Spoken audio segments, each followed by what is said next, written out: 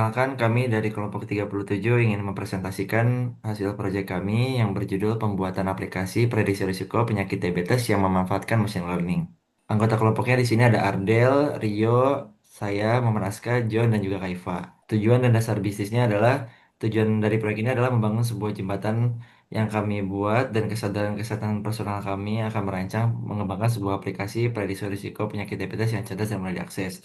Sebenarnya tujuannya adalah untuk bisa memprediksi bahwa seseorang itu terkena diabetes atau enggak. Kenapa kami pilih judul ini? Yang pertama karena angka diabetes di Indonesia ataupun di dunia sangatlah banyak dan tidak terdeteksi gitu. Makanya dengan teknologi yang sekarang kita bisa mengaplikasikannya men-track sebuah kesehatan gaya hidup yang kita buat agar supaya orang itu tahu gitu bahwa dirinya apakah bahaya terkena diabetes atau tidak. Untuk selanjutnya adalah terkait dengan wewenang manajer proyek, yaitu adalah intinya menentukan bagaimana caranya agar proyek itu dari awal sampai akhir itu berjalan dengan lancar, ya melingkupi perencanaan maupun bagaimana nantinya track dari sepanjang proyek itu berjalan dan juga bagaimana kebutuhan-kebutuhannya seperti sumber dayanya, termasuk dari manusia, material, dan juga dari biayanya.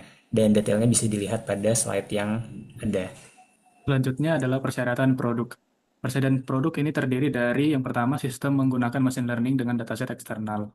Yang kedua, menerima input data dari pengguna sesuai dengan pertanyaan yang ada pada aplikasi. Ketiga, machine learning ini terintegrasi untuk menganalisis input pengguna. Keempat, output berupa dashboard sederhana yang dimana sesuai dengan kelima meliputi dari hasil presentasi dan juga kategori prediksi dari risiko diabetes. Selanjutnya, output juga berupa saran dan solusi tindakan lanjutan dari hasil prediksi.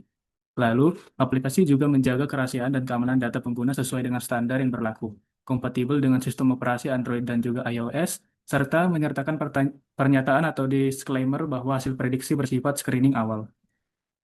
Selanjutnya ada rencana kegiatan, anggaran yang digunakan itu 75 juta, dan durasi pengerjaannya itu di 6 bulan.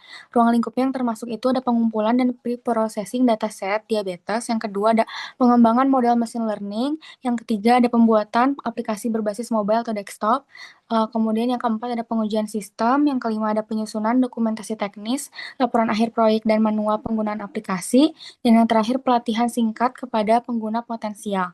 Yang tidak termasuknya ada pengumpulan data pasien baru di luar dataset, kemudian ada integrasi penuh dengan sistem rekam medis rumah sakit, dan yang terakhir ada biaya operasional jangka panjang atau maintenance setelah proyek selesai. Kemudian ada beberapa stakeholder kunci seperti sponsor dari Kementerian Kesehatan sendiri, kemudian ada penentu persyaratannya dari dokter, ahli kesehatan masyarakat, dan ahli machine learning sendiri. Kemudian pengguna akhirnya biasanya adalah pasien atau halayak umum, dan juga beberapa sensitivitas kesehatan masyarakat. Kemudian pelaksana adalah tim kami sendiri. Kemudian regulatornya sendiri adalah Kementerian Kesehatan, Ikatan Dokter Indonesia, dan Komite Etik Penelitian dan Pengembangan Kesehatan Nasional. Kemudian ada asumsi dan kendala di mana asumsi sendiri bahwa dana proyek akan tersedia sesuai jadwal, ketersediaan data pasien yang berkualitas, kemudian tim proyek memiliki keahlian teknis yang sangat diperlukan, dan akses sumber daya komputasi yang memadai untuk pelatihan mesin learning-nya, dan juga ada kerjasama dari institusi kesehatan. Kemudian beberapa kendala yang mungkin terjadi, di mana ada keterbatasan data medis yang tersedia, regulasi privasi data dan etika yang ketat, kemudian jauh proyek yang harus realistis karena kompleksnya proyek ini, kemudian tantangan akan kepercayaan dari dokter atas pasien terhadap saran AI. Selanjutnya adalah Work Breakdown Structure atau WBS. WBS ini kami bagi menjadi 5 bagian, yaitu perencanaan dan analisis, pengolahan data dan model, pengembangan aplikasi, pengujian dan implementasi, serta manajemen proyek. Untuk lebih detailnya dapat dilihat pada slide dan juga pada WBS Dictionary untuk masing-masing dari level ketiga pada WBS-nya. Dapat dilihat juga di link yang ada di slide. Terima kasih. Sekian dari kelompok kami. Terima kasih. Assalamualaikum warahmatullahi wabarakatuh.